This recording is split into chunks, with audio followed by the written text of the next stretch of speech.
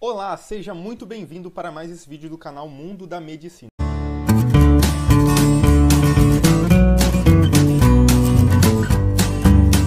Hoje a gente vai falar sobre o tecido conjuntivo, dando sequência às nossas aulas de histologia. A gente já falou sobre o tecido epitelial de revestimento e o tecido epitelial glandular. Se você não viu, dá uma olhadinha lá e volta aqui nesse vídeo, tá certo? Então eu separei aqui, pessoal, em propostas que eu quero abordar nesse vídeo. Então a gente vai falar sobre as células do tecido conjuntivo, tipos de tecido conjuntivo, fibras desse tecido, né? E a matriz extracelular. Vamos lá então. Separei alguns pontos principais que a gente tem que falar sobre esse tecido. A origem desse tecido se dá lá com as células mesenquimais, tá certo? Na mesoderma. Lá no desenvolvimento do embrião, lá no desenvolvimento embrionário, a gente tem, então, já a síntese de células que vão compor esse tecido que a gente chama de conjuntivo. E as características dele, ele se diferencia dos demais, porque aqui a gente tem uma maior quantidade de matriz extracelular e uma menor quantidade de células em relação aos outros tecidos, tá certo? Então a gente vai ver aqui que não só as células desempenham um grande papel no nosso organismo, mas também a sua matriz extracelular, ou seja, aquilo que não é célula também desempenha um papel muito fundamental para o nosso organismo. E a função desse tecido é justamente fornecer apoio para os demais, tá certo? Se a gente pega lá o tecido epitelial, vamos dar uma revisadinha lá no tecido epitelial. A gente lembra que cada célula daquele tecido, elas ficavam justapostas, tá certo? Elas tinham junções oclusivas que então bloqueavam a entrada, por exemplo, de vasos sanguíneos. E é óbvio, né? Se a gente pensar na pele, que é um tecido epitelial, a gente não vê veias ou capilares sanguíneos saindo para fora da nossa pele, certo? Para fora do nosso corpo, seria até estranho, numa condição normal. Mas no tecido conjuntivo, a gente observa que tem vários vasos sanguíneos que vão estar fenestrados ali, ou seja, vão estar ali no meio para fornecer nutrição ao próprio tecido conjuntivo, mas também aos tecidos que vão estar em volta. Se a gente olha para o tecido epitelial, a gente tem uma interação muito grande entre o tecido epitelial e o tecido conjuntivo, tá certo? Justamente porque ele vai fornecer essa nutrição, vai fornecer meio para difundir substâncias químicas, vai ter função também imunológica e função de sustentação, tá certo? Vamos lá então conversar sobre as células desse tecido. A gente tem as duas principais células aqui, sendo a principal o fibroblasto e a outra é o macrófago. Essas duas células são importantíssimas não só para o tecido conjuntivo, mas para o nosso corpo como um todo. Os fibroblastos, eles vão sintetizar toda a matriz ali que vai estar em volta e vai compor o tecido conjuntivo, tá certo? Então, o fibroblasto ele vai produzir o colágeno, que é muito marcado no tecido conjuntivo, glicosaminoglicanas, glicoproteínas, proteoglicanas, enfim, substâncias que vão estar ali imersas e que vão imergir essas células do tecido conjuntivo. A gente também tem os macrófagos. Os macrófagos são células que vão estar trabalhando na apresentação de anticorpos, tá certo? Do sistema imune, e ele vai ser responsável principalmente por fagocitar substâncias estranhas. Então, bactérias ele vai fagocitar, substâncias químicas estranhas ele vai fagocitar e vai digerir isso. Isso porque ele tem dentro da sua composição, dentro do seu citoplasma, vesículas que a gente chama de lisossomos. Esses lisossomos são vesículas que são ali repletas e constituídas de enzimas, tá certo? Então, se uma célula morrer no tecido conjuntivo, quem vai fagocitar, quem vai juntar os restos mortais daquela célula vai ser justamente o macrófago. Se entra uma bactéria lá e a gente precisa matar essa bactéria, quem que vai fazer isso? O macrófago, tá certo? Tem até parasitas que a gente fala que se aproveitam do macrófago e enganam ele, né? Então eles chamam a atenção do macrófago justamente para o sistema imune direcionar as suas forças para ele, e lá então ele consegue se reproduzir, tá certo? Isso é um foco de estudo então para microbiologia, né? E para parasitologia. Você que está aí cursando o curso de medicina ou outro curso da saúde sabe que tem essa importância aí. A gente tem também os mastócitos. São células globosas, né? Altamente nutritivas, que podem estar em dois estágios. Em o estágio ativado e o estágio não ativado. Elas têm a função, então, de secretar e produzir e armazenar mediadores químicos que vão participar do processo inflamatório. Então, se a gente tem uma inflamação no nosso organismo, quem vai estar participando ali vão ser os mastócitos. Então, processos inflamatórios, processos alérgicos, isso porque ele vai ter ali a liberação de alguns mediadores químicos, tá certo? A gente também tem os leucócitos, que a gente pode ver aqui, e eles são mais conhecidos como os glóbulos brancos, tá certo? Eles ficam muito poucos ali no tecido conjuntivo, e eles vêm para o tecido conjuntivo justamente pelos vasos sanguíneos que vão estar no tecido conjuntivo, tá certo? Então a gente vai ter alguns vasos sanguíneos nesse tecido, que vai então permitir que alguns leucócitos passem.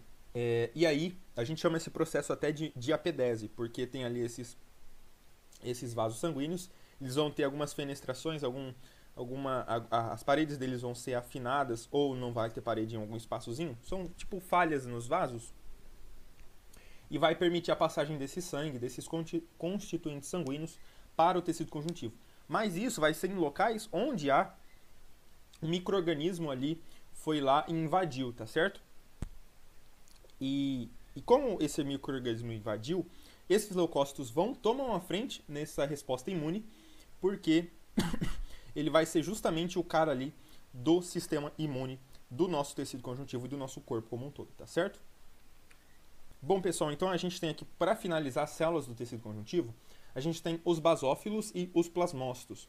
Os basófilos vocês não precisam se preocupar agora, porque elas vão ser relacionadas com as células sanguíneas, mas os plasmócitos, eles vão estar, mais uma vez, relacionados aqui, mais umas células do sistema imune, tá certo? Ela também vai estar pouco ali concentrada no nosso tecido conjuntivo, mas se tem uma invasão de um micro-organismo, quem vai apresentar esse anticorpo a partir dessa resposta imune é justamente os plasmócitos, porque são células derivadas lá dos linfócitos B, tá certo? São células que constituem o sangue aí, o nosso sangue.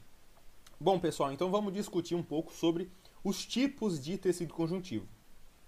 E aqui eu já fiz uma breve separação aqui entre um tecido que a gente fala de tecido conjuntivo propriamente dito e alguns outros tipos de tecidos que são especiais.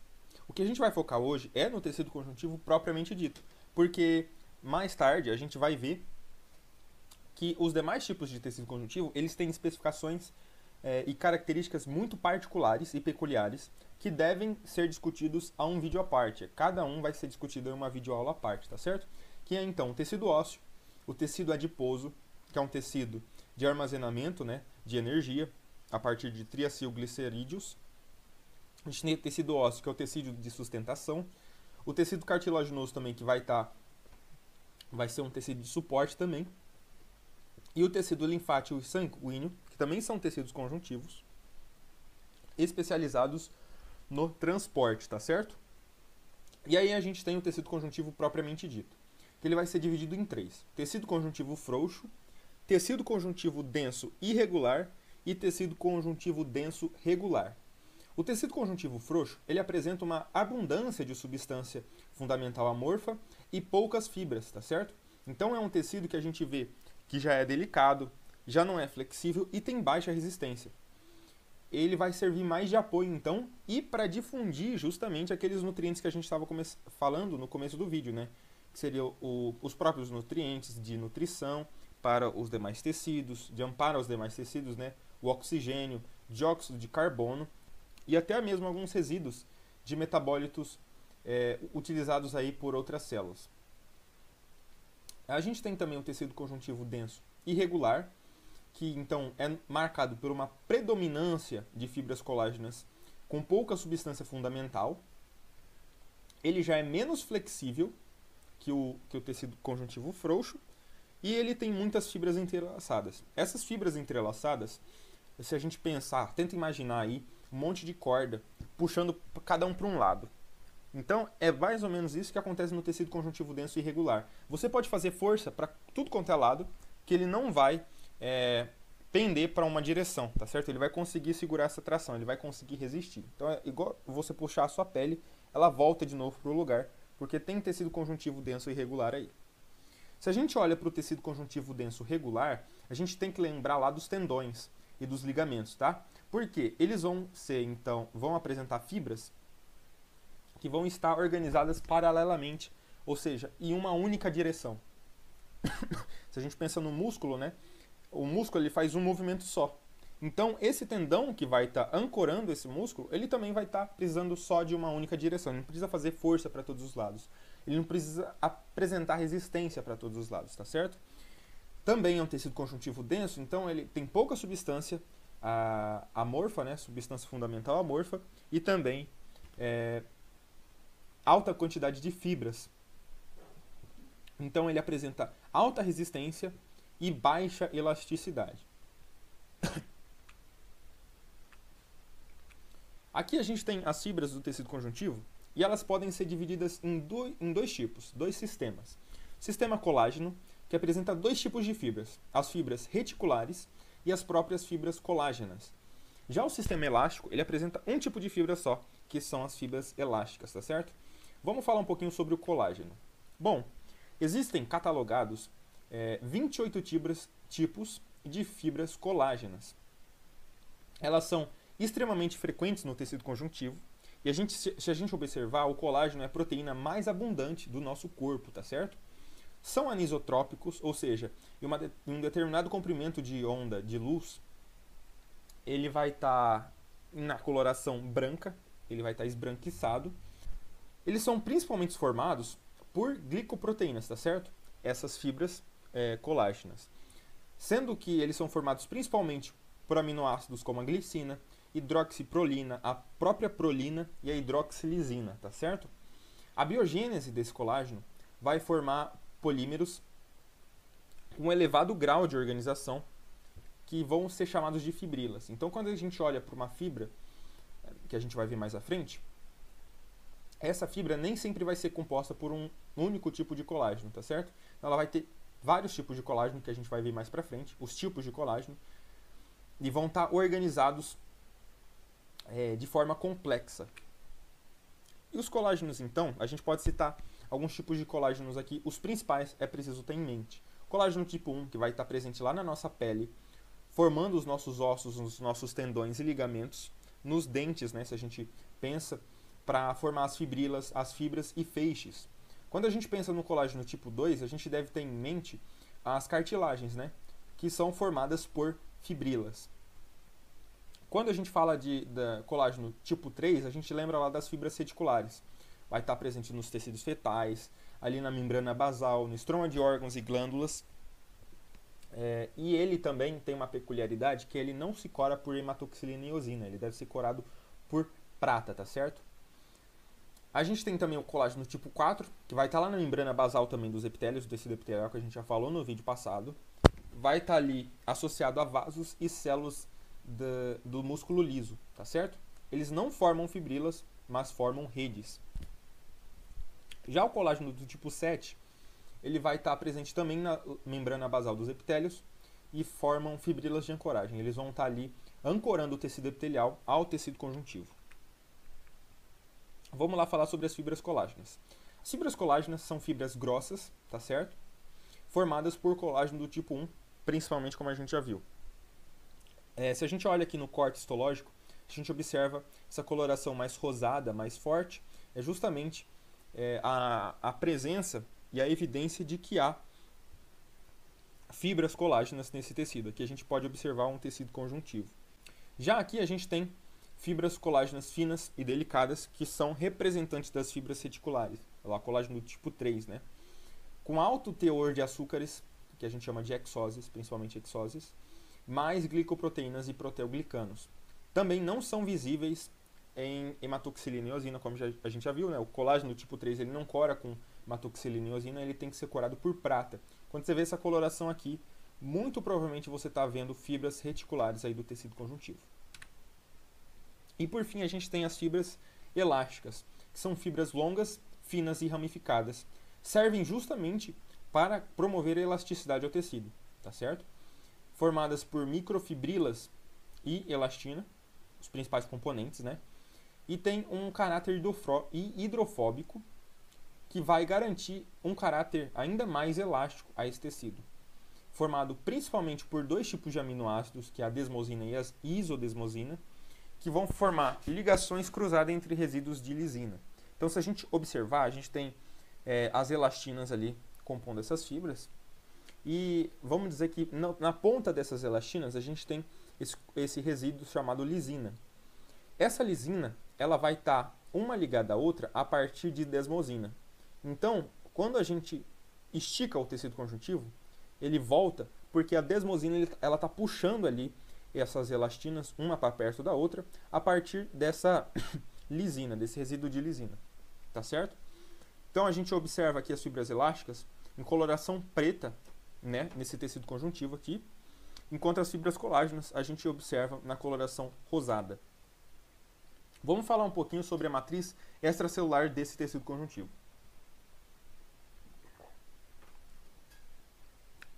A matriz extracelular desse tecido é composto principalmente por fibras colágenas e fibras elásticas, também fibras reticulares.